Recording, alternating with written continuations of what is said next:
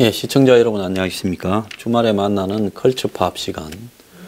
오늘은 SNS 시대와 대중의 무지라는 주제로 이야기를 해보겠습니다. 최근에 문 정권의 말도 되지 않는 형태의 국민적 선동이 지금 널리 8개월이 넘도록 통하고 있습니다. 그것만 그런 게 아니라 한마디로 이 보수 몰락 괴멸이라고 하는 부분에 있어서 수많은 우려가 나오고 있음에도 보수 정당이나 보수 단체, 보수 지지층의 입장은 바뀌고 있지 않습니다. 문 정권을 지지한다는 문파, 문굴 오소리 이런 집단들의 행태도 전혀 바뀌고 있지 않습니다. 누구보다도 민주주의를 이야기하고 그들이 작년에 1년 전쯤 촛불을 들고 이루어냈다라는 박근혜 전 대통령 탄핵, 이 과정이 한국이 세계에서 앞서가는 민주주의의 전형을 보였다라고 자랑하면서 촛불 혁명이라고까지 미화를 하면서도 그들이 하는 행태를 보면 전혀 민주주의적이지 않습니다. 같은 편이라도 우리가 좀 우리를 돌아보자, 우리 내부에서 토론을 좀 활성화해보자 라고 이야기하거나 매사를 그렇게 몰려다니면서 홍위병식으로 생각이 다른 사람들을 주워 패고 말을 억압을 하면 이견이 사라진 어떤 부분이 과연 우리한테 도움이 되겠느냐 하는 정도의 조심스러운 이야기까지도 다 달라붙어서 그냥 패대기 치고 말을 꺼내지 못하도록 하고 같은 편이라도 조금 이빠른 소리하면 숙청시켜버리려고 하고 있습니다. 이거 옛날에 어디서 많이 봤지요. 공산주의 혁명 초기 단계에서 나타나는 일들입니다. 중국의 대약진운동, 북한의 천리마운동, 중국의 문화혁명, 홍위병 이런 또 소비에트의 한마디로 이 사회주의 혁명 과정에서 주로 나타났던 집단화 과정 이런 것들을 이렇게 추진해 나갈 때 이런 식으로 한마디로 혁명 정신을 논하면서 또 혁명 주체들끼리도 서로 혁명 정신이 있니 없니 하면서 서로 다 죽여갔습니다. 멀리 거슬러 올라가면 이 1798년입니까? 벌어진 프랑스 혁명 때도 혁명을 한 사람 중에 서로가 더 혁명에 원론적이다라고 하면서 색깔을 가리면서 서로가 서로 목을 치기 바빴습니다. 민주주의를 말하는 사람들이 비민주주의적인 일들을 자행하고 그렇게 세상을 몰아감에도 불구하고 지금 나타나는 비민주적인 현상에 대한 우려가 지식인 사회 어디에서도 나오고 있지 않습니다. 한마디로 방치되고 있죠. 이제 이 사회는 지식인이라든지 오피니언 리더라든지 양식이 있는 사람들이 침묵하는 사회가 되어버렸습니다. 과거에 몇몇 소설가나 지식인들이 사회 문제에서 그 사람이 몸담고 있는 이런 정치적인 집단과 조금 다른 소리를 했다가 철없이 입바른 소리를 했다가 매장되는 모습을 보고 난 다음에 이제는 누구도 입바른 소리를 해서는 안 된다라는 생각에 다 매몰되어 있습니다. 자, 그러면서 대중들은 이제 과거보다 훨씬 많은 정보를 파악하고 있다고 스스로 자신을 합니다. 과거에는 정보가 소수에게 제한됐지만 이제는 모든 대중들이 모든 정보를 다 아는 시대가 됐다. 특히 인터넷의 발달과 한마디로 IT 문명의 발달이 이제는 AI 시대까지 가면서 생각지도 못한 어마어마한 지식 정보와 사회가 전개되면서 누구나 지식을 손쉽게 스마트폰에서도 검색할 수 있는 시대가 되어버렸다. 그러면 과거처럼 엄청난 책들이 논문들이 쌓여있는 도서관은 이제 필요 없다. 그래서 내 손아귀에 한마디로 백과사전과 거대한 도서관이 들어있다. 이렇게 착각할 겁니다. 그러면서 대중들이 지식과 정보에서 매우 시금방져 버리는 현상이 나타난 겁니다. 지식이나 정보라는 것은요, 이 축적성이라는 게 있습니다. 상당한 수준의 지식을 알아야 그 다음에 또 그것과 관련되는 새로운 지식들이 차곡차곡 쌓여가는데요. 그 지식들을 갖다가 기본적으로 알아야 될 인문 교양이나 또 사회학이나 정치학이나 이런 지식들을 쌓지 못한 상황에서 한마디로 부분적으로 단편적인 편향되고 왜곡되고 자의적이고 조작되어진 지식 정보들이 전해지면 그때부터는 무비판적으로 받아들이는 겁니다. 어떤 거에 대해서? 자신의 정치적, 사회적 구미에 맞는 정보와 지식을 거의 무비판적으로 수용해버리는 시대가 나타나고 있다는 겁니다. 자, 한국은 최근에 한 10년 들어서요, 노무현 정권 때부터 그런 기미가 보였습니다만은 사람들이 어떤 사건과 어떤 아젠다들을 받아들이는 부분에 있어서 너무나 맹목적으로 가는 경향이 가속화되고 있습니다.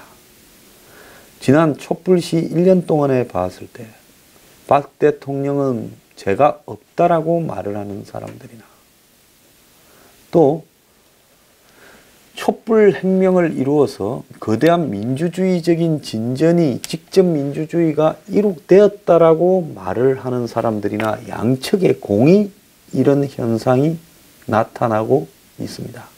특히 촛불 혁명을 통해서 직접 민주주의를 통해서 그걸 선동해서 집권했다라는 문재인 정권에서 문 정권이 벌이고 있는 말도 안 되는 일들에 대한 대중의 용인, 수용, 또 찬양 등을 바라보면서 이것이 과거 수십 년 전에 벌어졌던 공상혁명 초기의 대중들의 한마디로 공포에 의해서든 한마디로 미쳐서 그렇든 열강해서 그렇든 보였던 부분과 뭐가 다른가? 중국의 60년대, 70년대 초반까지 벌어졌던 문화혁명의 홍위병들과 대한민국의 오늘날 국민들이 무엇이 다른가 하는 겁니다.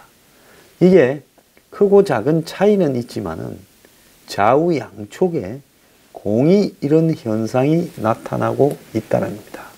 이 현상의 본질에는 그야말로 대중의 무지가 자리 잡고 있고 그 대중의 무지에는 기본적으로 대중들이 지식을 습득하는 방식을 너무 쉽게 인터넷이나 SNS를 통해서 얻으면서 발생하는 현상이 그 주요 원인일 수 있다는 겁니다. 정보화 시대에서요, 개인의 정보는 국가의 정보와 동일한 수준이라고 이야기들을 합니다. 역사적으로 이런 시대는 없었지요. 그런데 그렇게 국가적 차원에서 가지고 있는 정보만큼을 개인이 가지고 있는데 왜 대중들에게 지금 나타나는 아까 이야기한 정치적인, 사회적인 의식의 왜곡과 편향이 저다지도 심하게 나타나고 있느냐. 이런 것이 굉장히 심각한 것이죠. 흔히 좌파 진영은 이렇게 이야기합니다. 집단지성, 그리고 대중들이 지혜가 결국은 세상을 좀 더 나은 방향으로 만들어 가는데 일조하게 된다라고 이야기를 합니다. 그런데 우리가 그 반대편으로 보는 것은 이 혁명의 집단 광기나 대중들이 나치나 무솔리니한테 보였던 광기, 그리고 이 소련의 혁명 과정에, 중국의 혁명 과정에서 보였던 광기, 6.25 때 벌어졌던 이념적 광기 등을 우리는 숱하게 봤습니다. 그래서 대중의 광기라는 것은요, 누가 유도하기만 하면 대중들은 그 유도에 걸려 넘어가서 한마디로 어마어마한 미친 집단으로 변하는 겁니다. 제가 그래서 촛불혁명 때 이야기를 여러 차례 하지 않았습니까? 버팔로 같은 사나운 야생소들을 우리를 열어서 길거리로 나오게 하는 것은 쉽지만은 한번 길거리로 나온 맹수들을 다시 가두는 것은 불가능하다라고 이야기를 했습니다. 이런 거리에 명수가 되어버린 대중들은요, 교만해지고 천박해집니다. 그리고 적대적이고 정오적이며 편가르기를 하게 됩니다. 그리고 자신의 지식에 대한 절대적인 잘못된 확신을 가지게 됩니다. 왜? 하루 종일 끼리끼리 같은 편들끼리만 원하는 정보와 지식을 주고받으니 나머지 자기 생각에 수용되지 않을 만한 사건들은 진실을 다룬 기사에도 페이크 뉴스, 가짜 뉴스라고 폐말을 해버리는 겁니다. 즉, 이 대중의 이 집단적인 우중화가 이룩되는 거죠. 자, 옛날에 누가 그랬습니다. 무식한 게 죄가 아니라 허위의식을 두려워해라 했는데요. 자, 이 무식한 것과 허위의식은 큰 차이가 있습니다. 내가 무지하다, 무식하다라는 것은 내가 아는 거예요. 그런데 내가 무식하고 무지함에도 내가 그런 줄 모르고 나는 지금 기회를 잘못 만나서 내가 비록 1호에서 살지만은 나는 알 건 다 알고 이제 우리는 모든 것을 다 알고 있다라는 허위의식에 수많은 대중들이 빠져들었다는 겁니다. 이게요, 한국에 보면 젊은 사람만 이럴 것 같은데 나이 든 사람들도 똑같습니다. 제일 지금 이런 대중적 허위의식에 사로잡혀서 한마디로 집단적 무지를 자초하는 계층들은 60대 이상하고 또 한국의 10대, 20대, 30대까지입니다. 그 중간에 40, 50대는 조금 낫다고 보고 있습니다. 자, 그래서 반풍수가 집구석 말아먹는다라는 이야기도 있듯이 결국은 많은 대중들이 다 집단적으로 무지해져서 잘못된 결정을 낳게 될 때 이것은 민주주의가 한마디로 왜곡될 수 있는 행태로 가게 되는 거죠. 민주주의를 갖다가 정확하게 꾸려가려고 한다면 그 민주주의에는 일정한 조건이 따르는 겁니다. 책임과 의무가 반드시 동반하게 되죠. 그래서 민주국가의 시민으로서의 책임과 의무가 갖춰져야만이 제대로 민주주의가 된다라는 측면에서 민주주의는 솔직히 말하면 아프리카나 동남아시아나 남미 같은 나라보다는 경제적 수준이, 교육적 수준이, 사회적 수준이 일정하게 오른 뒤에야 가능한 어떤 정치 합의 시스템이라고 볼 수 있습니다. 그러지 않은 체제에서는요, 무지해도 다 한 표다. 머리 하나에 한 표다. 일두일표가 되다 보니까 머리수만 장악하면 권력을 잡고 그 권력을 휘두를 수 있는 겁니다.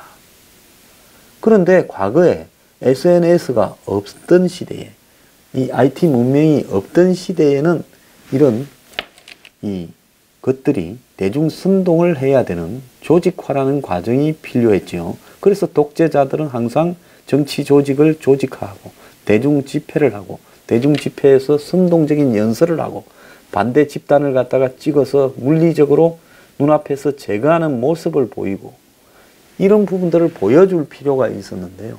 이제 SNS 시대가 되면서 인터넷 문명이 발달하는 SNS 시대에서는 그런 과정이 필요 없이 집안에 앉아서도 대중들을 선동할 수 있는 힘을 일정한 기반만 갖추면 가능해지게 되어버린 겁니다. 자, 그러면서 그런 선동에 능한 집단들이 정치를 조정해서 뒤에서 대중을 앞세워서 정치를 장악하는 일이 지금 대한민국에서 벌어지고 있습니다. 문재인 정권이 지난 1년간 촛불혁명을 이렇게 뒤에서 만들어내고 그리고 그 만들어낸 촛불혁명으로 집권을 하고 또 그런 부분에서 터득한 노하우와 자신들의 당파성으로 SNS를 통해서 집권을 높은 지지율로 유지해 가고 하는 측면에 있어서 한국의 보수 세력들은 지금 턱없이 부족한 겁니다. 거기에도 마찬가지로 대중의 무지를 이용한 선동과 SNS 작업이 있습니다. 지금 태극기를 든 사람들의 순수성들을 한마디로 그 무지를 이용한 왜곡으로 몰고 가는 사람들도 상당수가 있습니다. 자, 어디든 자기가 속해진 진영에서는 불만이 나오지 않습니다.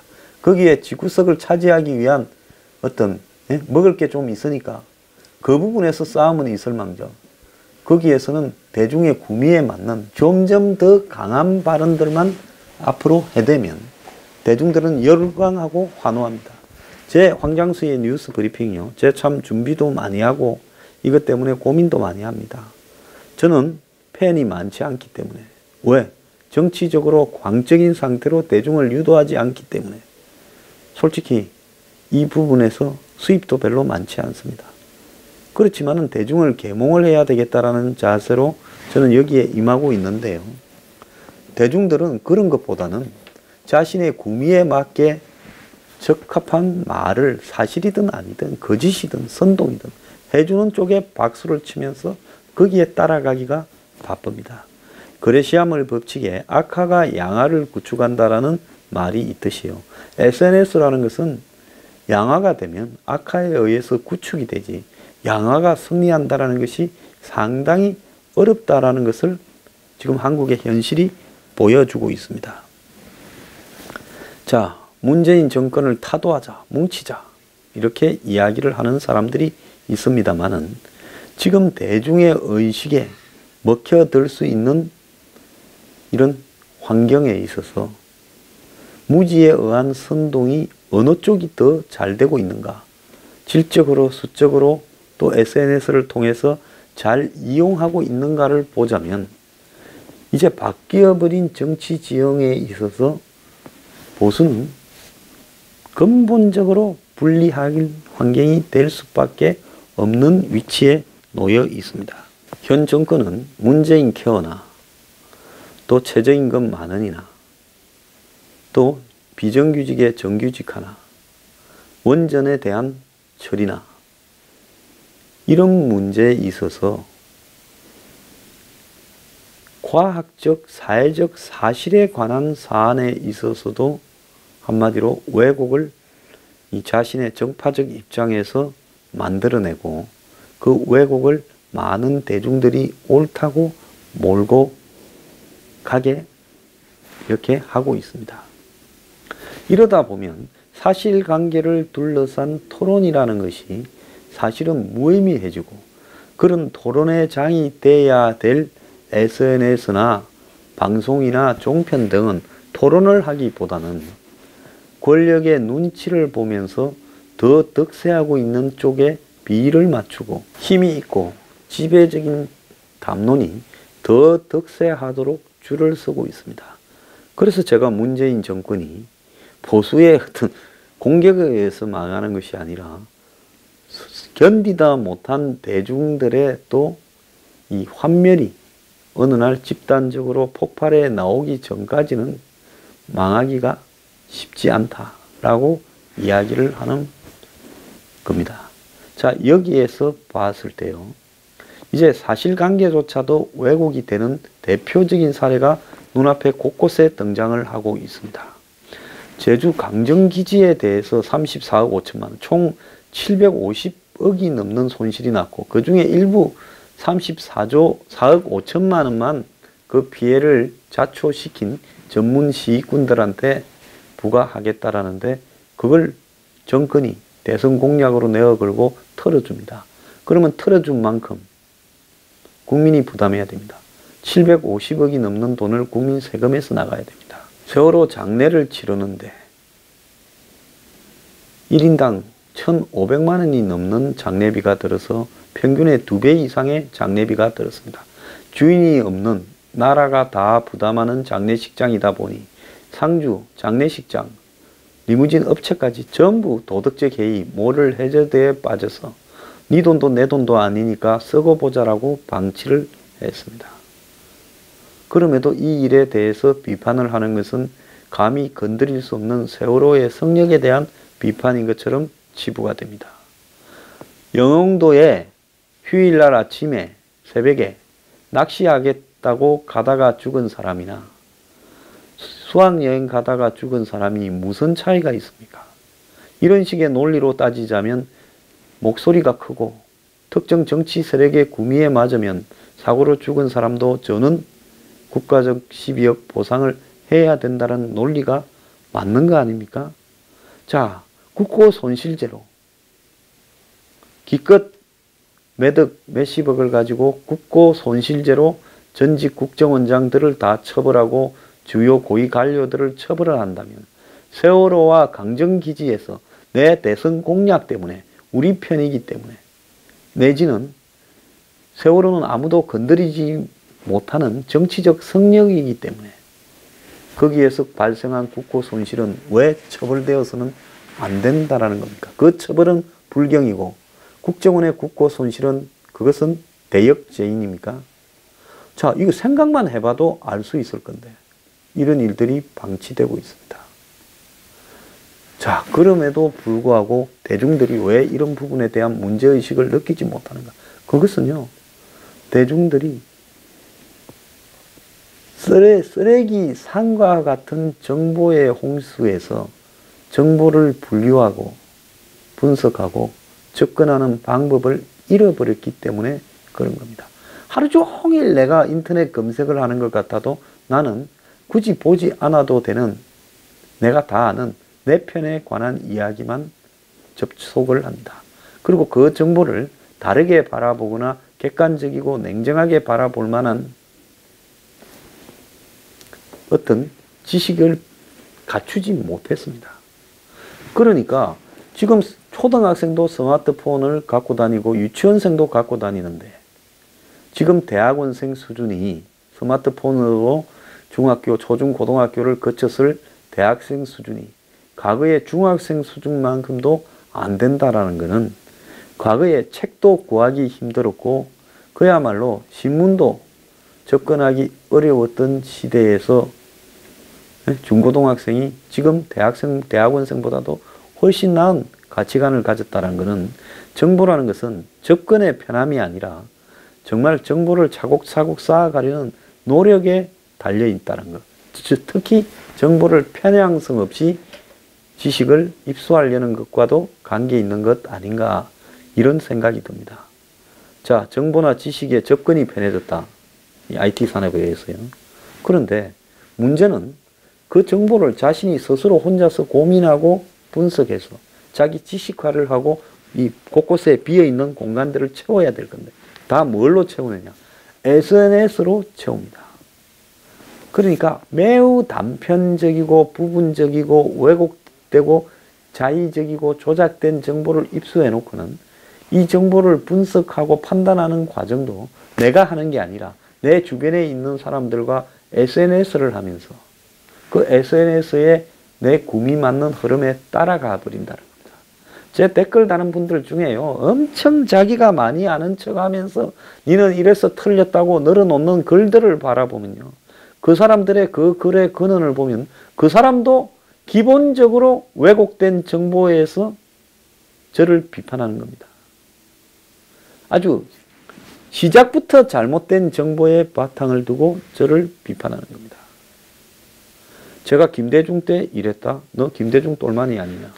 제가 김대중 때 일을 했지요. 그런데 그걸 잘못됐다고 공식적으로 이야기를 하고 저는 이쪽에 제 스스로 의식을 누구 하나 저보고 어떻게 하자는 사람 없고 아무도 끌어간 사람들, 제 스스로 판단과 지식에 의해서 점차적으로 보수적 시각을 가지고 만들어 온 사람입니다.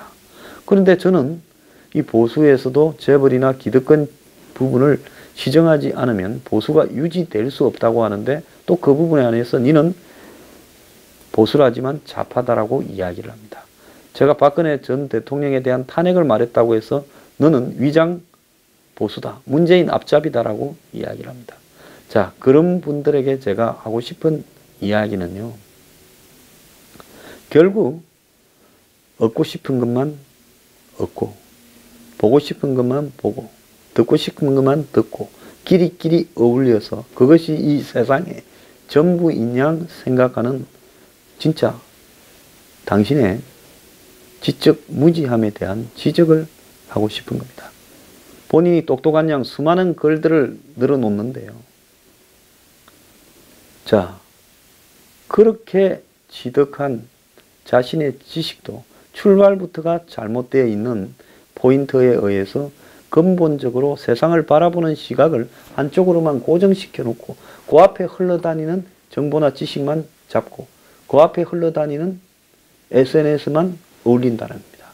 그러니까요, 건붕어가 어항에 앉아서 내가 이 세상의 왕이다라고 하는 거죠. 왜? 건붕어는 우물도 안 되는 어항에만 있었지 연못도 가본 적이 없고 강이나 바다에는 가본 적이 없기 때문에 그런 겁니다. 자, 그럼 앞으로 이게 세상에 어떤 영향을 미칠까요? 점점점 더 대중은 이렇게 무지해질 겁니다. 왜? 풍요 속의 빈곤이라는 말이 있듯이요. 이 IT 플랫폼이 확산되어 가면 갈수록 SNS가 활발해지면 활발해질수록 대중은 사고의 기능을 상실한 채 본능적인 어떤 욕구에 의해서 거기에는 자신의 어떤 입장이 있을 겁니다. 생태적으로 형성된. 대다수가 앞으로 가난해질 거예요. 그러면 가난하니까 사회적 불만이 있을 겁니다. 그런 어떤 부분에서 자신의 구미에 맞는 쪽의 정보와 지식만을 습득을 하게 될 거고, 기득권은 점점점 협소해지는 분위기 속에서 점점점 수국 반동적인 방향으로 더 가게 될 거라는 겁니다. 자, 여기에서 대중을 깨어나라, 자각하라. 그리고 당신이 인터넷에서 보는 얄팍한 정보가 지식이 전부가 아니다. 뉴스조차도 틀린 뉴스가 많은 세상이다. 또 SNS는 시간의 낭비다. 당신만의 어떤 고립이 필요하다. 이렇게 주장하는 사람이 참 득세하기 어려운 세상이죠. 요즘 영화 같은 거 보면요, 소설을 쓰려는 사람이 스마트폰이고 컴퓨터가 없는 깊은 산속, 특히 미국 같은 데 보면 로키 산맥 이런 데 들어가서 소설을 쓰고 나오겠다는 사람이 많이 있어요. 왜 그런 줄 압니까? 내가 소설을 쓰려고 하는데, 추리 소설을 쓰거나 내가 이런 걸 갖고 있으면요, 하다가 아이디어가 막히면 검색을 하는 겁니다. 그러면 웬만한 부분에 내가 생각하는 것과 비슷한 내용들이 사회에 있지요. 그럼 이 사람은 뭡니까? 그걸 전부 짜집게 하는 거예요. 그렇게 하다 보면 어디서 본 것 같은 내용이 반복될 수밖에 없으니 정말로 진정하게 소설을 쓰는 사람은 제대로 된 소설을 쓸 수가 없는 겁니다. 음악도 마찬가지예요. 요즘 표절이 굉장히 유행하지 않습니까? 근데 내가 표절을 안 했는데도, 진짜 안 했다고 믿는 작곡가도 표절을 시비에 말립니다. 왜? 하도 많은 음악들을 듣고 또 내가 음악을 작곡할 때 참조하는 음악들이 많다 보니까 나도 모르게 표절이 되는 겁니다. 그러니까 과거처럼 음악이나 소설가나 미술가나 이런 예술가나 창작을 하는 사람이나 지적 어떤 노동을 하는 사람이 단절되어져서 자신만의 어떤 공간과 시각 속에서 생각의 발전을 통해서 뭘 갖다가 만들어낼 때는요, 그것이 창의적인 물건이 나왔지만 이제는 정보의 홍수와 이런 싸구려 정보의 난립 속에서요, 독자적인 창작이 나오기 어려운 세상이 되어버렸다는 겁니다. 영화도 전부 비슷비슷하잖아요. 스토리 하나만 유행하면 그 비슷한 영화가 100편, 200편, 300편 나옵니다. 그게 뭔가 하면요, 사고하는 기능이 마비되어가는 사회가 지금 나오고 있다는 거예요. 그럼 대중은요, 이 사고하는 기능이 마비되는 사회에 대해서 근본적으로 저항의식을 가지지 못하고 살아간다면요, 오늘날 내가 과연 누구인가에 대해서 회의를 가질 시간이 반드시 올 수밖에 없다라는 겁니다. 자, 정치적으로 선동을 하는 사람들은 그런 대중의 허위의식, 무지함을 악용을 합니다. 그리고 내가 따라가면요, 결국은 나중에 나는 어떻게 되냐, 내 생각이 아니라 남이 만들어진 생각에 나는 떠밀려 가고 있다는 겁니다. 뉴스 브리핑을 보는 여러분, 지금 이 대중의 무지 시대와 더 나아가서 정보의 홍수와 SNS의 시대, 이 부분에서요, 적절하게 단절하고 적절하게 자기 노력을 가지지 않으면요, 내 머릿속에 든 생각은 내 생각이 아니라 남 생각에 의해서 조정을 받고 있다가 그냥 살다 죽는 겁니다. 그렇게 살고 싶으십니까? 감사합니다.